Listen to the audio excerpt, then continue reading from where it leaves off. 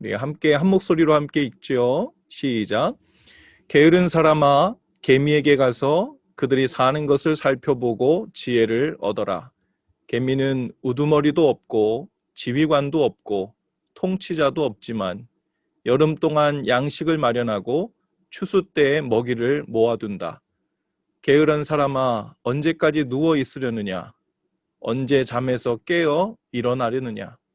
조금만 더 자야지, 조금만 더 눈을 붙여야지, 조금만 더 팔을 베고 누워 있어야지 하면 내게 가난이 강도처럼 들이닥치고 빈곤이 방패로 무장한 용사처럼 달려들 것이다. 아멘. 모두 여러분 환영합니다.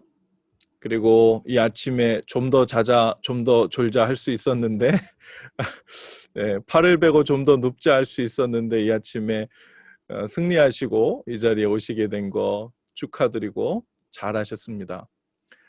오늘 본문 잠언 6장 6절에 보면요. 성경이 우리에게 이렇게 말씀합니다.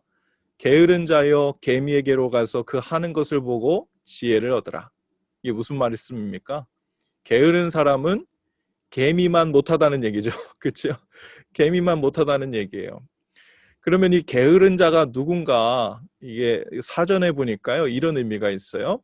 게으른 자란 행동이 느리고 움직이거나 일하기를 싫어하는 성미나 버릇이 있는 사람, 그 사람을 이렇게 게으른 사람이라고 정의했더라고요. 그리고 히브리어 원어의 의미를 보면요, 게으른 자란 습관적으로 게으르고 활동하지 않는 사람으로서 규율, 즉 훈련도 없고 계획도 없는 도덕적으로 실패한 자, 그러니까 히브리어 원어의 게으른 자란 이런 의미라는 거예요. 특별히 그 뒤쪽에 규율도 없고 훈련도 없고 계획도 없는 도덕적으로 실패한 자를 일컫는다는 것이 바로 이 히브리어 원어에서 말할 때 게으른 자라는 뜻이라는 거예요. 그런데 이 잠언 말씀 다른 본문에 보면요, 특별히 잠언 15장 19절에 보면 게으른 자라는 의미에 대해서 또 다른 의미가 있어요. 거기에 보면 15장 19절에 이렇게 이야기하거든요. 게으른 자의 길은 가시울타리 같으나 정직한 자의 길은 대론이라. 그러니까 게으른 자와 정직한 자를 대조해서 이야기하고 있어요. 그러니까 또 잠언 21장에 보면 또 이런 21장 25절 26절에 보면 또 이런 말씀도 있습니다. 성경은 일하기를 싫어하는 게으른 자를 의인이라고 또 대조하고 있어요. 그러니까 그냥 게으른 자는 잠이 많거나 일하기를 싫어하는 자라는 그냥 단순한 그런 의미 플러스 정직하지 않다는 말이 거기 있고 또 의인이 아니라는 의미가 거기에 또 들어 있습니다. 또 9절 오늘 읽은 본문에 보면 그래서 우리에게 이렇게 이야기하죠. 게으른 사람아 언제까지 누워 있으려느냐? 언제 잠에서 깨어 일어나려느냐? 조금만 더 자야지, 조금만 더 눈을 붙여야지, 조금만 더 팔을 베고 누워 있어야지 하면 내게 가난이 강도처럼 들이닥치고 빈곤이 방패로 무장한 용사처럼 달려들 것이다. 이 조금만 더 자야지, 조금만 더 자야지 한다고 다 게으른 사람은 아니겠죠. 열심히 일을 하고 수고한 후에 정말 쉼이 필요한 사람도 있고요. 또 그런 때도 있습니다. 그런데 요지는요, 그 삶에 훈련도 없고 계획도 없고 기본적으로 해야 할 어떤 역할도 하지 않으면서 그저 무작정 계속 조금 더 자야지, 조금 더 눈을 붙여야지 한다는 것은 이 단순히 잠이 많고 적은 것에 대한 문제가 아니라 마땅히 해야 할 일을 회피하려는 자세를 말하는 것이고 또 당연히 해야 할 일이란 그 일을 또 차일피일 미루면서 신경을 딱 끄고 눈을 감아버리려고 하는 우리의 태도를 이야기하는 거죠. 그렇게 되면 어떻게 된답니까? 가난이 강도처럼 온답니다. 빈곤이 방패로 무장한 용사처럼 달려든대요. 여기서 말하는 가난과 빈곤은 첫 번째 의미로는 말 그대로 가난해지는 거죠. 빈곤해지는 겁니다. 그런데 단순히 돈이 있나 없나 하는 문제만을 말하는 것 같지는 않아요. 단순히 먹을 것이 있나 없나 하는 것을 말하지 않습니다. 돈은 있지만 먹을 것은 있지만 삶이 그 인생이 가난하게 된다는 의미도 담고 있죠. 진짜 가난과 빈곤은요, 삶에 의미가 없는 겁니다. 왜 사는지 이유를 모르는 거예요. 삶에 보람도 없고요. 의미와 보람이 없으니 진정한 만족도 행복도 있을 리가 없습니다. 이 마음의 부요함을 모두 잃어버린 진짜 빈곤하고 가난한 상태가 되는 거지요. 그리고 그렇게 되면 간신히 자신의 육체적인 그리고 감각적인 만족과 쾌락만을 채우려고 살다가 마음의 부요함을 다 잃어버리고 사는 그 상태가 되는 겁니다. 요즘 TV를 보면요, 겉으로는 이 돈 많은 특히 젊은 부자들이 엄청나게 많아요. 그렇죠? 많은 부러움의 대상도 되고 또 그들이 아주 럭셔리하게 사는, 그리고 거의 놀면서 사는 것 같은 그런 모습이 TV에 계속해서 많은 사람들에게 비춰집니다. 그 삶의 의미와 가치까지 부여하면 참 좋은 일이겠지만 그렇지 못한 경우가 많은 것 같아요. 특별히 유튜버 하시는 분들을 보면요, 건강한 유튜버들도 많습니다. 유익하게 하시는 분들도 많은데 어떤 분들은 돈을 쉽게 벌려고 자신의 부끄러운 영상들을 게시하면서 충격적이고 또 파격적인 모습을 계속 보여서 유튜브 조회수를 높여서 쉽게 돈을 벌려고 하는 사람들도 꽤 많죠. 한국에서 10대들이 가진 꿈들 중에 상위권에 속하는 리스트 중에 하나가 뭐냐면, 너 꿈이 뭐니? 하고 물으면 저는 커서 건물주가 될래요, 이렇게 얘기한대요. 건물주. 그러니까 빌딩 하나 사서 렌트비 받으면서 평생 놀고 살면서 그렇게 살고 싶다는 겁니다. 이 건물주 되는 일이 뭐 나쁜 일이겠어요? 문제는 그 이유가, 그 되고 싶은 이유가 평생 개미가 아니라 배짱이처럼 놀고 먹고 싶어서라는 것이 문제라는 거예요. 그런 마음으로 건물주가 되면 문제는 겉으로는 부유하게 된 것처럼 보이겠지만 곧 자신을 잃어버릴 확률이 높습니다. 건물주는 되었는데 삶의 의미도 가치도 보람도 행복도 잃어버린 빈곤하고 가난한 사람으로 전락하는 거죠. 그래서 우리가 부러워하고 존경하고 닮아야 할 사람은 하나님 앞에서 부지런한 사람입니다. 게으른 사람의 반대말인데 그 삶에 늘 작고 큰 훈련이 있는 사람이죠. 여러분 주위에 열심히 삶에서 훈련이 있는 사람 한번 찾아보시면 물론 자신의 개인적인 목표를 두고 훈련하는 사람도 있지만 특별히 하나님께서 주신 마음, 그 뜻을 이루기 위해서 작든 크든 삶에 훈련이 있는 사람, 그 사람이 하나님 보시기에 복이 좋고 성실하고 충성되고 또 게으르지 않은 사람이라는 거죠. 훈련을 하는 이유는 목표가 있기 때문에 그렇습니다. 훈련은 절제와 인내가 있는 사람을 말하죠. 게으른 사람은 절제가 없기 때문에 좀 더 자자, 좀 더 눕자, 에라 모르겠다 하고 되는 거거든요. 훈련은 고단한 일이에요. 귀찮은 일이죠. 절제가 필요한 일입니다. 하지만 그 훈련 때문에 우리의 삶은 늘 건강한 그리고 적당한 텐션, 즉 그 근신함을 잃지 않게 해주죠. 그 얘기는 우리가 길을 잃지 않게 하는 겁니다.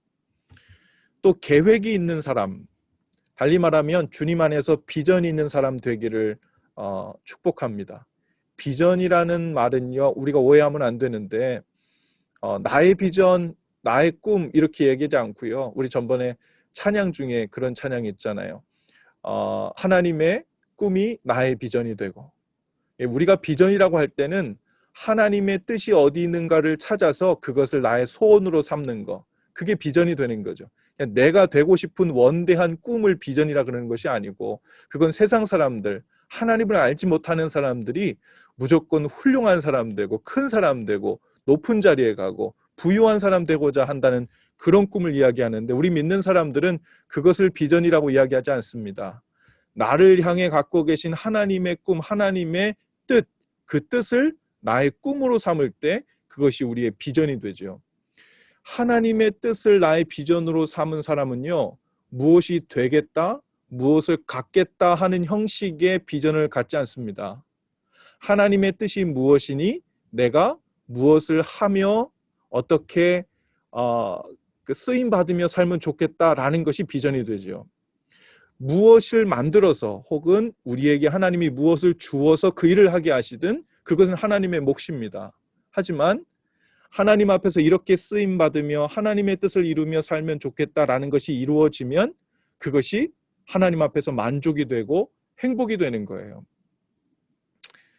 여러분, 오늘 우리는 하나님 앞에서 게으른 자인지 부지런한 자인지 돌아볼 수 있기를 바라요. 그리고 한번 점검해 보세요. 나는 오늘 아침 일찍 일어나서 움직여야 할 하나님의 뜻을 붙들고 있는가? 그 뜻을 위해 나는 어떤 계획을 가지고 있는가? 그리고 그 계획을 이루기 위해서 나는 오늘 어떤 훈련을 할 것인가? 이거 다 연결돼 있어요. 그래서 하나님이 나를 향해 갖고 계신 뜻에 관심이 없으면요, 계획도 안 세웁니다. 계획이 없으니 구체적인 훈련도 없습니다. 그런데 오늘 아침에 하나님의 말씀을 붙들고 나를 향한, 우리 가정을 향한, 그리고 새해 하나님께서 갖고 계신 그 뜻에 관심을 두고 하나님의 말씀을 받는 자들은 그것에 대해서 계획을 갖기 시작하고 그 계획에 맞게 훈련을 하기 시작하죠. 오늘 이 아침에 늦은 잠을 포기하고 이 자리에 나와 있다는 것이 여러분 모두 좀 더 자자, 좀 더 졸자 하는 유혹을 이기신 분들인 줄로 압니다. 하지만 그것으로 만족하지 마시고, 오늘 아침에 이기고 내가 새벽기도 했으니까 이거 나에게 상을 줘야 돼. 그리고 바로 자고 이제 다시 좀 더 자자, 좀 더 졸자로 넘어가지 마시고 부지런히 그리고 계획을 가지고 훈련하며 살아갈 이유와 구체적인 목표를 한번 점검하실 수 있기를 바라요. 오늘 찾아오는 새벽 예배를 마친 후에 아침 시간을 무엇을 위해 사용할지, 또 우리가 하루 중 성경 읽기 계획을 시작했을 수도 있는데 그 성경 읽기를 나는 몇 장을 언제 어떻게 하면 좋을지, 또 우리 공부하는 우리 오늘 아이들도 들어와 있는데요. 아이들 또 유스 학생들은 오늘 나이가 감당해야 될 그 공부, 그 속에서 얼마나 성실하며 무엇을 위해 그 일을, 그 공부를 할지 한번 생각해 보세요. 이 모든 작고 큰 일들이 그냥 누구나 살면서 나이가 되면 하는 일이 아니라 하나님이 우리에게 주신 뜻이 있고 사명이 있기 때문에 그것을 위한 나의 단기적인 혹은 장기적인 계획을 세우고 또 그것을 이루기 위한 훈련을 해나가는 일, 그것이 우리의 오늘 이 아침부터 우리의 삶을 채우고 큰 소망이 되었으면 좋겠어요. 오늘도 선물로 주신 삶의 자리에서 주님과 동행하시면서 그렇게 소망 중에 계획하시고 기쁨으로 훈련하시고 그 성취로 인한 행복은 물론이고 비록 그 성취하는 정도가 얼마이든 하나님의 말씀이라는 그 뜻 안에 거하고 있다는 묵직한 평강과 소망이 가득한 날 되실 수 있기를 주님의 이름으로 축복합니다. 오늘 주신 말씀 가지고 함께 좀 기도하면 좋겠어요. 귀하신 주님, 오늘 월요일 아침에 주님 앞에 나와 하나님의 뜻을 구하고 우리 각 사람을 향한 주의 말씀을 구하면서 그 말씀 안에서 계획을 세우고 훈련하여 개미에게 부끄럽지 않은 또 하나님의 자녀다운 모습으로 오늘 하루를 소망 중에 그리고 말씀의 인도를 따라 살기를 원합니다.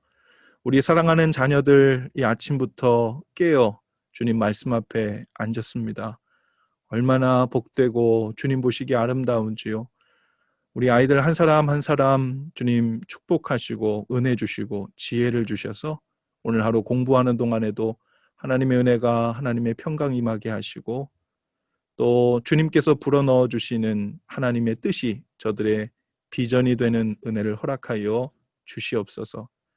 우리 하루를 시작하는 주의 성도들에게 은혜를 주시고 오늘 하루도 어려운 일, 답답한 일, 힘든 일을 만난다 할지라도 주의 말씀을 붙들고 흔들리지 않는 날 되게 하여 주시고 오늘 하나님께서 우리에게 주신 그 뜻을 온전히 붙들고 훈련하고 또 계획 가운데 머물러 하나님의 뜻을 쫓는 오늘 하루 될 수 있도록 성령님 함께하여 주시옵소서.